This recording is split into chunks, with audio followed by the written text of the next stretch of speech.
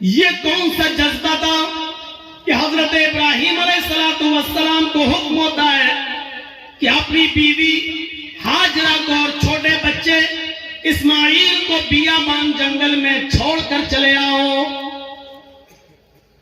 ابراہیم علیہ السلام اپنی بیوی ہاجرہ کو اور اس بچے کو لے کر جا رہے ہیں. اس وقت تک بیوی کو پتا نہیں کہ یہ مجھے لے کے کہاں جا رہے ہیں. میرا شوہر ہے, جہاں جا رہا ہے میں بھی جاؤں گی. میرا شوہر ہے, مجھے ان کے ساتھ چلنا ہے. میرے پتی ہے, مجھے ان کے ساتھ جانا ہے. چند دنوں کے سفر کے بعد ایک بیابان جنگل آ جاتا ہے. اس بیابان جنگل کے اندر اپنی بیوی کو چھوڑ دیتے ہیں, اپنے بچے کو چھوڑ دیتے ہیں. ہاجرہ کو اسی جنگل میں چھوڑ دیا.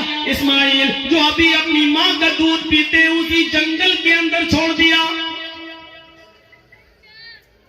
تھوڑی دیر بیٹھتے ہیں, سستاتے ہیں اور پھر وہاں سے جانے لگتے ہیں.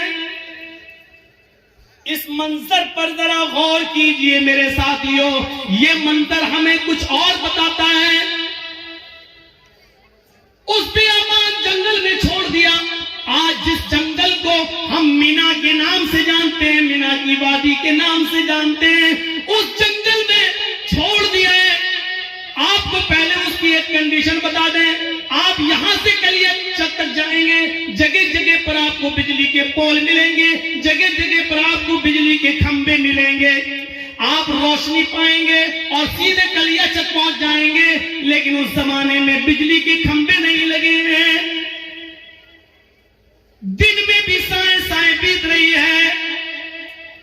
ابراہیم علیہ السلام نے, ہاجرہ نے اس جنگل میں دائیں بائیں دیکھا, بڑے بڑے درخت تو لگے ہیں لیکن درختوں پر ایک چڑیا بھی نظر نہیں آ رہی ہے. چڑیا کیسے نظر آئے گی؟ کیونکہ دور دور تک پانی کا پتہ نہیں ہے, پانی کا نام و نشان نہیں ہے.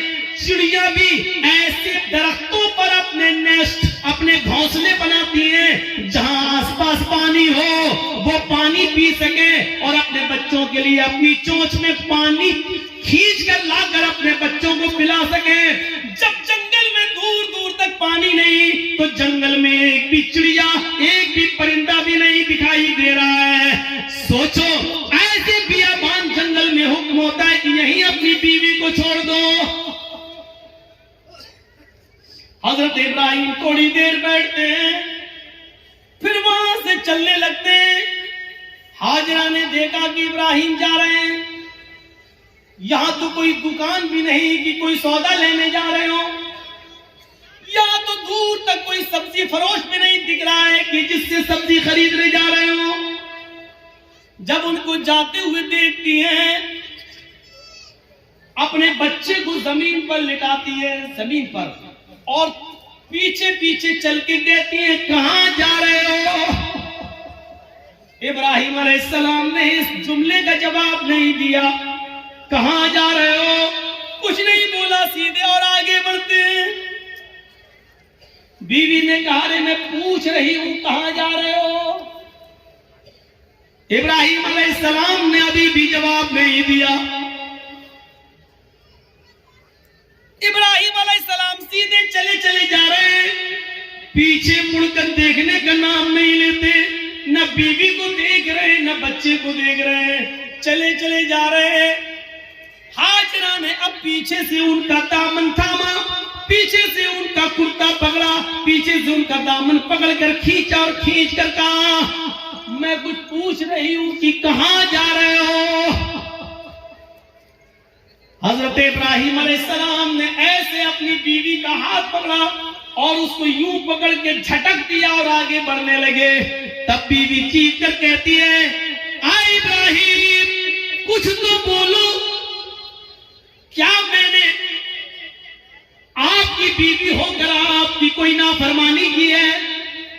حق کی رفاقت کو ادا کرنے میں مجھ سے کوئی گستاخی ہوئی ہے؟ میاں بیوی کے جو حقوق ہوتے ہیں اس میں کوئی ہم سے کمی ہوئی ہے؟ خدمت میں کوئی کمی ہوئی ہے؟ آپ کی سیوا میں کچھ کمی ہوئی ہے؟ مجھ سے کوئی لفزش ہوئی ہے جو اس بیابان جنگل میں مجھے اور اس بچے کو اکیلے چھوڑ کے جا رہے ہو؟ ابراہیم علیہ السلام کی آنکھوں میں آنسو آ گئے، لیکن آنسو کو زمین پر نہیں گرنے دیا، آنکھیں چڑھا لی، نظریں آسمان پہ ڈالی اور آنکھوں سے گرنے والے آنسوؤں کو آنکھوں ہی میں پی گئے، اس کا ایک قطرہ بھی زمین پر نہیں گرنے دیا۔ پھر اس کا بھی جواب نہیں دیا، آگے بڑھتے گئے، جب اس کا بھی جواب نہیں ملا تو ہاجرہ ایک جملہ کہتی ہے، اے ابراہیم جا رہے ہو تو جاؤ، لیکن یہ بتاؤ کہ کب آؤ گے؟ ابراہیم علیہ السلام کے پاس اس بات کا بھی جواب نہیں، کچھ نہیں بولے، آگے بڑھتے چلے جا رہے ہیں، خوشی خوشی لائے، اچھی باتیں کرتے ہوئے لائے، بیوی سے پیار بھری باتیں کرتے ہوئے لائے، لیکن جب جنگل میں چھوڑا تو ایسے پیٹ پھیر لی جیسے یہ میری بیوی ہی نہ ہو، جو پوچھ رہی ہے اس کا بھی جواب نہیں، بیوی کے سوال بھی غلط نہیں ہے، صحیح کہہ رہی ہے کہ مجھے اکیلے اس بچے کو اکیلے چھوڑ کے جا رہے ہو، اور وہ بھی بیابان جنگل میں، لیکن جواب نہیں ہے۔ آگے اور بڑھتے ہیں تو لاسٹ میں بیوی کہتی ہے، ہاجرہ اے ابراہیم جب تم جواب ہی نہیں دے رہے ہو، یہ بھی نہیں معلوم کہ کب آؤ گے، شام تک آؤ گے، کل آؤ گے، 2 دن بعد آؤ گے، 1 ہفتے کے بعد آؤ گے، 1 مہینے کے بعد آؤ گے، 1 سال کے بعد آؤ گے، یا آؤ گے ہی نہیں۔ کسی بھی سوال کا جواب جب تمہارے پاس نہیں ہے تو میں اس کو کیا سمجھوں؟ اس کا بھی جواب نہیں۔ کہتی ہے، آئے ابراہیم میں آپ کی بیوی ہوں، میں آپ کی امانت ہوں، پتہ نہیں آپ کب آئیں، اپنی اس امانت کو کس کے حوالے کر کے جا رہے ہیں، یہ تو بتا دو۔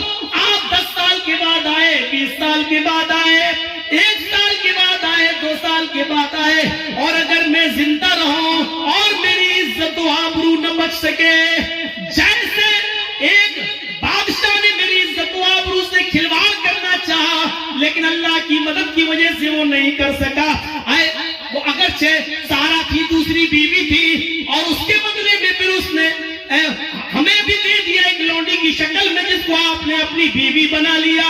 آئے ابراہیم مجھے یہ بتاؤ کہ اپنی ضمانت کو کس کے سپرد کر کے جا رہے ہو؟ اگر میری عزت و آبرو محفوظ نہ رہی، مجھے کس کے سپرد کر کے جا رہے ہو؟ بیوی جواب کہتی ہے،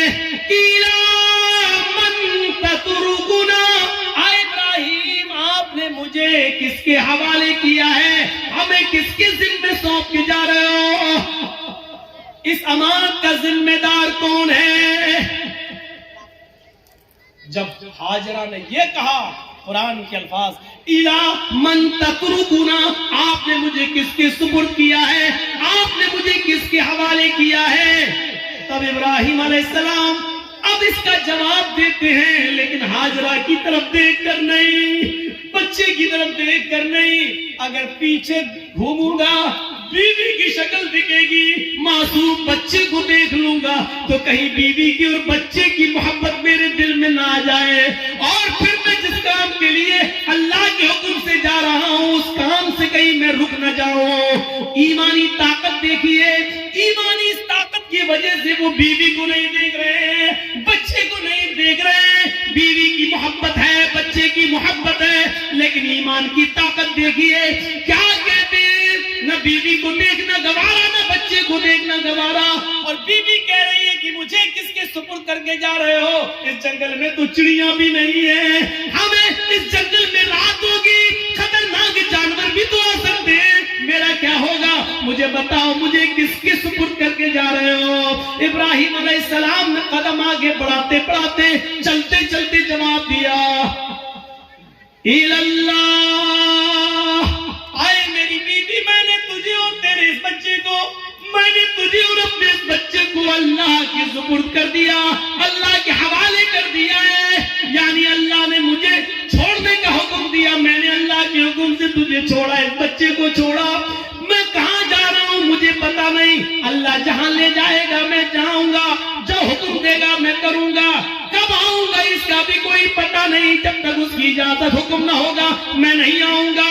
آئے میری بیوی میں نے تجھے اور اس بچے کو اللہ کے سپرد کر دیا ہے, اللہ کے حوالے کر دیا ہے. اب ابراہیم علیہ السلام کی بیوی کا بھی جواب سنو.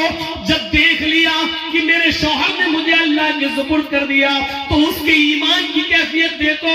اب ہاجرہ کے اندر بھی اللہ کا نام سن کر جو ایمان پیدا ہوا, جو ایمانی طاقت آئی, اب وہ اس جنگل کے خطروں سے نہیں ڈر رہی ہے, اس بیابان جنگل سے نہیں ڈر رہی ہے.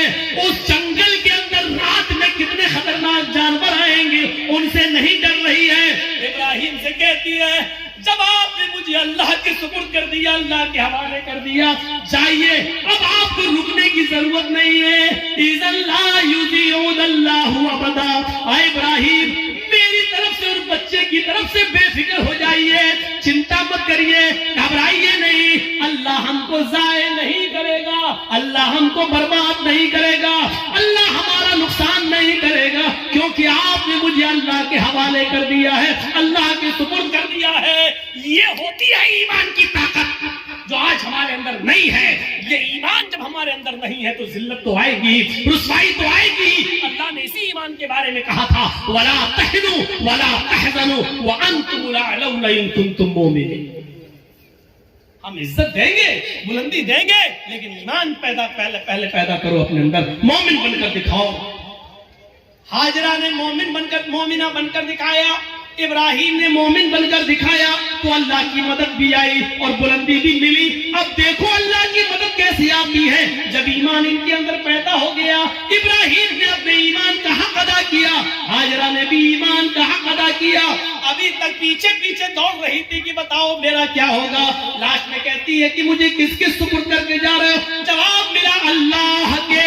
ہٹ جاتی اور کہتی اب جاؤ ہمارے اور بچے کی طرف سے بے فکر ہو جانا, اللہ نے جو حکم دیا اس کو کریے, اللہ ہمیں ضائع نہیں کرے گا, اللہ ہمیں برباد نہیں کرے گا.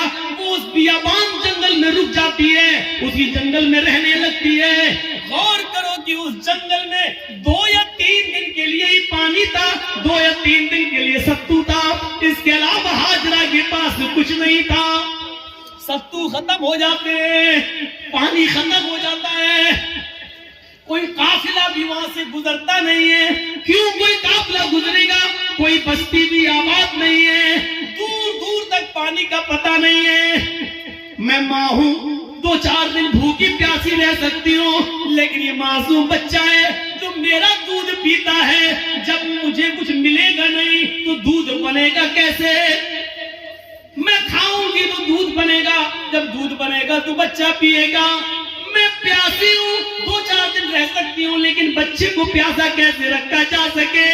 غور کرو, تمام سب کو شبہات اس عورت کے دل میں ہے, لیکن اللہ پر بھروسہ ہے, ایمان ہے اللہ کی ذات پر. اپنے بچے کو لٹاتی ہے, کہتی ہے چلو کوشش کر کے دیکھتی ہوں پانی مل جائے. دائیں دیکھا بائیں دیکھا, اس کو کچھ نظر نہیں آ رہا تھا. سامنے ایک پہاڑی نظر آئی, اس پہاڑی کے اوپر چڑھ جاتی ہے, اپنے بچے کو زمین پر چھوڑتی ہے, اس پہاڑی کے قریب جاتی ہے. اس پہاڑی کا نام ہے صفا. اس پہاڑی پہ چڑھ کر, اونچائی پہ چڑھ کر نیچے کی طرف دیکھتی ہے. ہم تو مسجد کی چھتوں پہ چڑھ کے چاند کو اوپر کی طرف دیکھتے ہیں, عید کا بقرعید کا چاند. وہ اونچائی پہ چڑھ کر نیچے کی طرف دیکھتی ہے, شاید اس پہاڑی کے نیچے کوئی بستی رہتی ہو, کوئی گاؤں ہو, کوئی اللہ کے بندے رہتے ہو, اور میں ان سے تھوڑا سا پانی مانگ لوں بچے کو پلانے کے لیے. وہ جس امید کے ساتھ گئی اس کی امید پوری نہیں ہوئی. پہاڑی پہ چڑھ کے نیچے دیکھتی ہے, لیکن وہاں کوئی بستی نہیں ہے, کوئی آبادی نہیں ہے, کوئی گاؤں نہیں ہے. اس نے اس بستی, اس پہاڑی پہ چڑھ کے پھر گھوم کر دوسری طرف دیکھتی ہے کہ ادھر بھی ایک پہاڑی نظر آ رہی ہے. چلے اس پہاڑی کے اوپر چڑھ کے دیکھے, شاید ادھر پانی ملتا ہو, یا اس بستی کے, اس پہاڑی کے نیچے کوئی بستی آباد ہو. وہاں سے چلتی ہے, کچھ دیر رک کے چلتی ہے, سلو چلتی ہے, اور بچے کی پیاس جب اس کے دماغ میں آتی ہے تو تھوڑا سا تیز دوڑتی ہے. تیز دوڑتی ہے، پھر تھوڑا سا سلو ہوتی ہے، وہ 2-3 بار تیز دوڑتی ہے، 2-3 بار سلو دوڑتی ہے، صفا سے مروہ جاتی ہے، لیکن مروہ جانے کے بعد بھی اس کو کوئی بستی نظر نہیں آتی۔ اب اس کو معلوم ہے نہ صفا کے نیچے کوئی بستی ہے، نہ مروہ پہاڑی کے نیچے کوئی بستی ہے، لیکن بچے کی پیاس جب دیکھتی ہے تو بار بار جاتی ہے، شاید کوئی آنے والا آدمی مل جائے، کوئی قافلہ مل جائے، میں کسی سے پانی کی چند گھونٹ مانگ کر بچے کو پلا دوں۔ بچہ انگوٹھا اپنے منہ میں رکھ کے چوس رہا ہے۔ حدیث کی کتابیں کہتی ہیں صفا اور مروہ کے دوڑ دوڑ کر ہاجرہ نے 7 چکر لگا لیے، صفا سے مروہ 1، مروہ سے صفا 2، صفا سے مروہ 3، مروہ سے صفا 4، صفا سے مروہ 5، مروہ سے صفا 6، اور پھر صفا سے مروہ 7۔ پھر مروہ سے صفا پر نہیں آئی، 7 چکر لگا کر نا امید ہو گئی کہ اب پانی نہیں ملے گا، تو اپنے بچے کے پاس آ کر بیٹھ گئی، نظریں آسمان پہ ڈالی، الہ العالمین تجھے معلوم ہے، تو سب کچھ جانتا ہے، تیری ذات سے کوئی چیز چھپی ہوئی نہیں ہے۔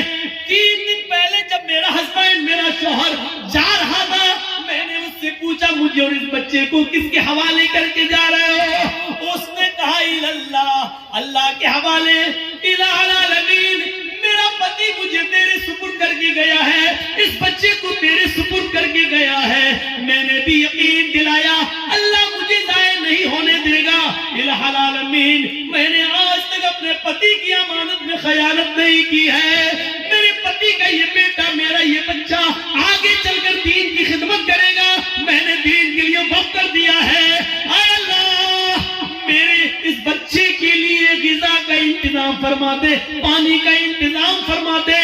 دل سے جو آہ نکلتی ہے وہ اثر رکھتی ہے، پر نہیں طاقت پرواز مگر رکھتی ہے۔ اوپر سے اللہ رب العالمین نے جبریل کو حکم دیا، اے جبریل کیا دیکھ رہے ہو؟ میری بندی مجھے پکار رہی ہے اور میرا بندہ ابراہیم ان دونوں کو، اسماعیل اور ہاجرہ کو میرے سپرد کر کے گیا ہے، اگر میرے سپرد کرنے کے بعد بھی یہ دونوں بھوکے اور پیاسے مر گئے تو پھر دنیا سے وشواس اٹھ جائے گا، پھر ایمان کس کے اندر پیدا ہوگا؟ آئے جبریل جاؤ، جس جگہ اسماعیل ایڑیاں رگڑ رہے ہیں اسی جگہ پر تم اپنا پر مارو اور پھر میری قدرت کا کرشمہ دیکھو۔ جبرائیل آئے اور اسی جگہ پر مارا اور پانی کا چشمہ اسی جگہ پھوٹ گیا۔ ابراہیم ہاجرہ نے دیکھا کہ پانی کا چشمہ نکل گیا تو وہ روکنے لگی، پانی ہے وہ بہہ رہا ہے، وہ روک رہی ہے ادھر نہ چلا جائے ادھر نہ چلا جائے، وہ سمجھ رہی تھی شاید ابھی یہ تھوڑی دیر کے لیے بند ہو جائے گا، تو سمیٹ رہی ہے اور جذبات میں کہہ رہی پانی تو بہتا جا رہا ہے، وہ ایسے لیتی چلو ایسے روک رہی ہے اور کہتی زم زم، عبرانی زبان کا لفظ زم زم، ارے کہاں جا رہا، رک رک رک، زم زم، زم زم کا مطلب رک رک، ٹھہر جا،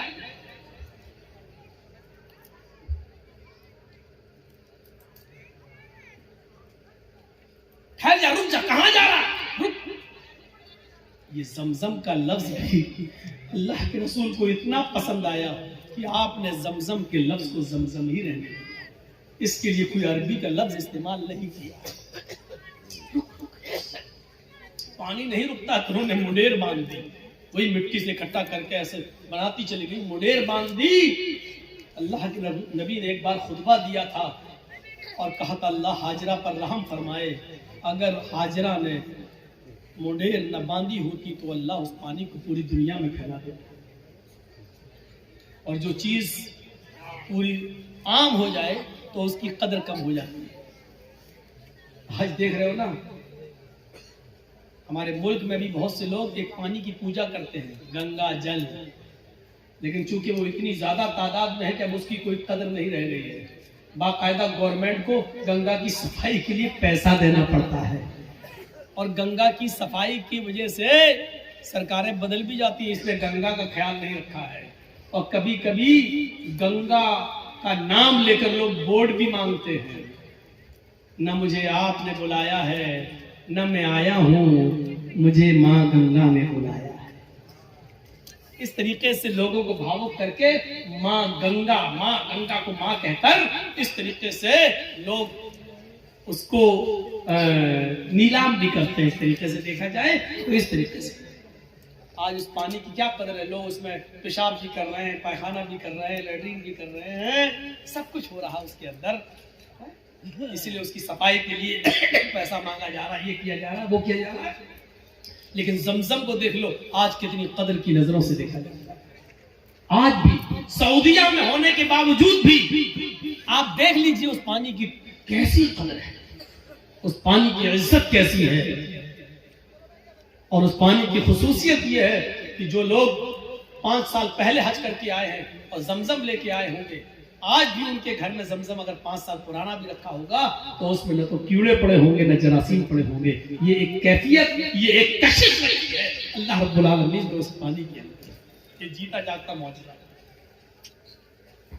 چشمہ جاری ہو.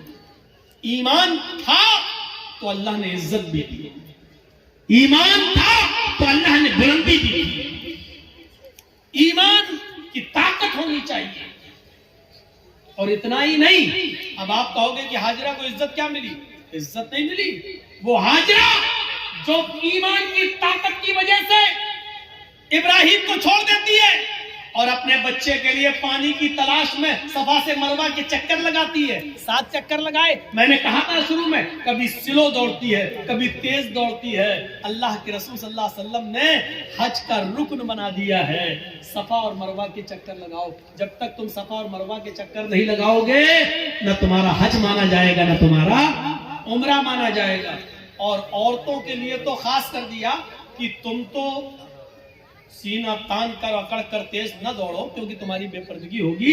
لیکن حاجرہ جہاں جہاں تیز دوڑی تھی اور تھوڑا سا اکڑ کے ایسے دوڑی تھی, اللہ کے نبی صلی اللہ علیہ وسلم نے مردوں کو حکم دے دیا کہ جب بھی وہ صفا سے مروہ, مروہ سے صفا کی چکر لگائیں تو جہاں حاجرہ تیز دوڑی تھی وہاں ان کو بھی تیز دوڑنا ہے, جہاں حاجرہ سلو ہوئی تھی وہاں تمہیں بھی سلو ہونا ہے. اور حاجرہ نے جہاں سینہ نکال کر دوڑ لگائی وہاں تمہیں بھی تھوڑا سا سینہ نکالنا, اتنا بھی نہیں کہ گاما پہلوان لگو. جہاں تھوڑا سا ہلکا تھا سینہ نکال کے چلی تھی تمہیں بھی اتنا نکال کے چلنا ہے. یہ عزت دی اللہ تعالیٰ نے, یہ ایمان کی طاقت ہے. ایمان ہوگا, مومن ہوگی تو ہم تمہیں بلندی دیں گے. اس سے بڑی ایک عورت کی عزت کیا ہوگی؟ کسی بھی مذہب کے اندر عورت کو یہ عزت نہیں ملی. حاجرہ نے جہاں اپنا قدم رکھا, ہر حاجی وہاں اپنا قدم رکھتا ہے. جہاں حاجرہ دوڑی تھی ہر حاجی کو وہاں دوڑنا پڑتا ہے. حاجرہ نے جتنے چکر لگائے ہر حاجی کو اتنے چکر لگانا پڑتے ہیں. اور حاجرہ کے نقش قدم کو اللہ نے اپنی عبادت کا ایک حصہ بنا لیا. ایک عورت کے پیروں کے نشان, ایک عورت کے پیروں کی ٹاپیں, ایک عورت کی پیروں کی پیروں کی گھڑگڑے, پیروں کی کھٹکھٹاہٹ کو اپنی عبادت کا حصہ جوڑ دیا ہے کہ جب تک تم حاجرہ کی اس ادا کو زندہ نہیں کرو گے ہماری عبادت کا حق ادا نہیں ہوگا, تم ہماری عبادت نہیں کر سکتے ہو. حاجرہ کے نقش قدم کو اپنی عبادت سے جوڑ دیا ہو, اس سے بڑا مقام کیا ہوگا, اس سے بڑا درجہ کیا ہوگا. ذرا اندازہ لگاؤ. دنیا کی ساری قومیں چیختی اور چلاتی رہیں کہ عورتوں کو اسلام نے 4 دیواری میں بند کر دیا, برقعے میں رکھ کر ان کی ترقی کی راہ میں رکاوٹ بن گئے. چیختے رہو, چلاتے رہو. حقیقت یہ ہے کہ عورت کو اسلام نے جو عزت دی ہے وہ دنیا کا کوئی مذہب وہ عزت نہیں دے سکتا.